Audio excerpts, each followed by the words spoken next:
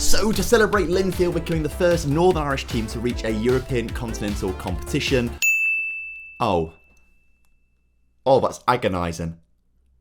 Well, to commiserate Linfield not reaching the Europa Conference League this season, we're going to give the Northern Irish League a Premier League-sized TV deal and simulate into the future to see how they get on. Every club in the Danske Premiership, the 156th most reputable league in Europe according to Football Manager, is going to get £100 million per season in an individual TV deal. Then we're going to simulate into the future to see what they do with their money and if they can win a Champions League. Based on recent winners, it looks like Linfield, Crusaders, Cliftonville, Colarain are probably the better teams in this division. They're the clubs that we need to be looking at to see if they can get the Champions League won. But I've done my simulations and we've ended up in 2138, so just a measly 117 years in the future. Across those 117 years, every club will have been given £11.7 billion in total, which is an insane amount of investment, but it also goes to show how mental that money is in reality, because a lot of Premier League clubs, especially Manchester United at the moment, would be furious that they've not had £11 million of investments in the past 10 years, let alone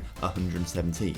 But if we head over to a Northern Irish Premier League, you can see that interestingly, they are 13th in European continental reputation rankings, so still behind the likes of Hungary, Czech Republic, Portugal and Scotland, although a few years ago they were as high as 8th, so I guess in the past few years they've not had very good European journeys. The Premier League is still number 1, followed by Bundesliga, Serie A, La Liga, and then the Swiss League is up number 5th, ahead of the French League. The Turkish League is in 7th, the Belgian Jupiler Pro League in 10th, and then the Scottish Premiership in 9th, and then we saw those other leagues going down to a Northern Irish Danske Premier League. Anyway, who gave these clubs a £100 million per season TV deal each? Well, of course, it was the One Football app, the sponsors of today's video. The best football app out there to keep up to date with all the latest football news, scores and updates from around the world, including, of course, Northern Ireland, where I kept up with what was going on in the Europa Conference League and that really late own goal and the penalty shootout. It was not great for Linfield at all. But you can download the app for absolutely free from the top line of the description. Doing so really helps me and the channel out. Scrolling all the way back to the start, looks like Larne actually had a pretty decent start.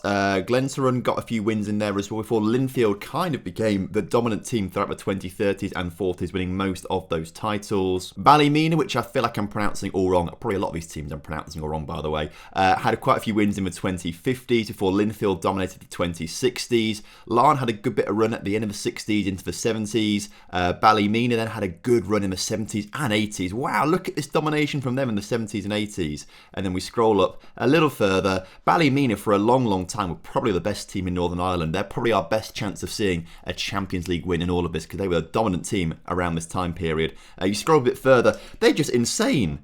If they've not won a Champions League, I'll be very upset. And then in more recent years, it's Larne who have been the top flight in the division. But Ballymena, surely they're the ones who have won a Champions League. So we'll look at these guys first. They've got a 51,000-seater stadium, which is not bad going, I must say, for a Northern Irish team. If we look at their team history, no Champions League, no Europa League or Conference League even.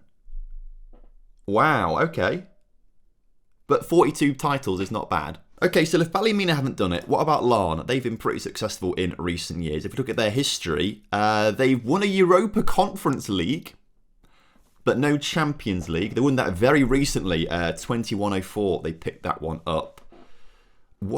No Champions Leagues yet. What about Linfield? They're my biggest hopes for a Champions League.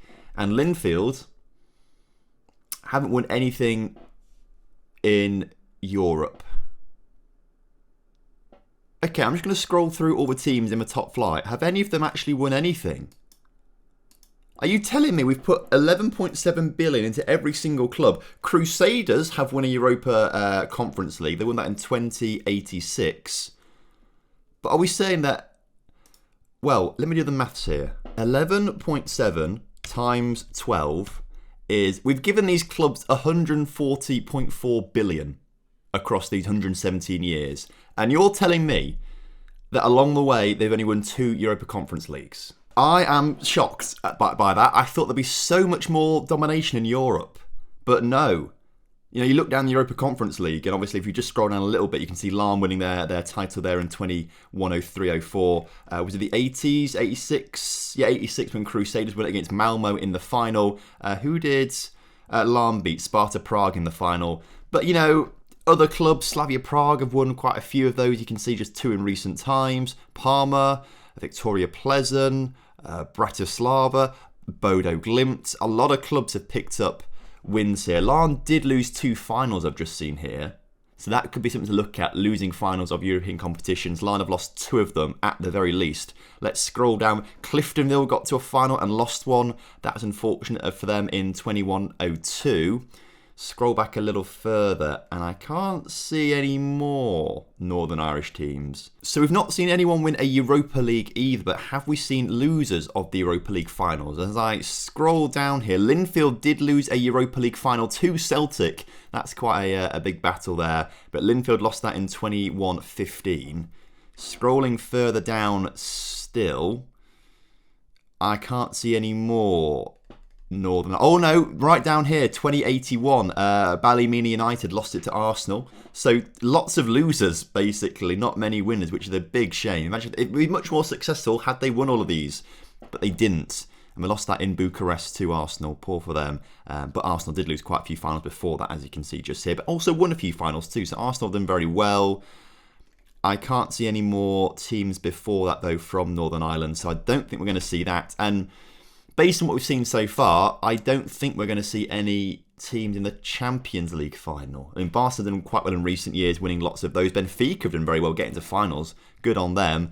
But looking down the list, as it stands right now, I cannot see a Northern Irish team reaching a final. In fact, outside of the Benfica reaching the finals, I can't really see anyone out of the ordinary winning any final or even getting to a final.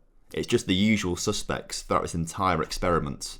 The rich stay rich, the poor stay poor, and Benfica try and find a way through, but can't do it. Whilst we're here as well, it's always good fun to look at the World Cup winners as well. And stretching back from 2022 all the way to 2138, we can see there's some interesting results here. Czech Republic win it in 2050, which is pretty impressive. Congrats to them, beating Norway in the final, with Ukraine coming third. Now that must have been a really interesting World Cup to watch, because before that, there's nothing too out of the ordinary. You could argue Turkey coming second is a little bit out of the ordinary, Serbia coming second a little bit out of the ordinary, but they're pretty decent teams, right?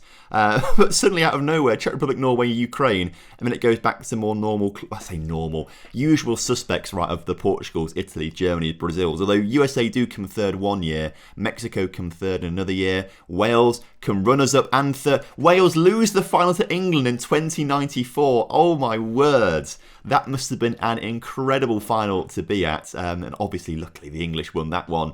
Chile get to a final and win it against Germany. Uruguay pick up a win in 21-22, their first since, was it 1938, that's the word I'm looking for. Argentina beat China recently, who came third not long ago.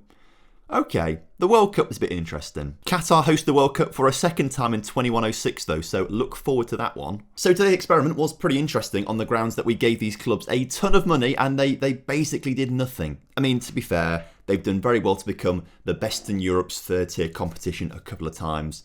But still, over that length of time and that amount of money, I'd expect more. And to the point where I'd expect more, that they've actually really upset me, and I've got a bit of resentment now for Northern Irish teams.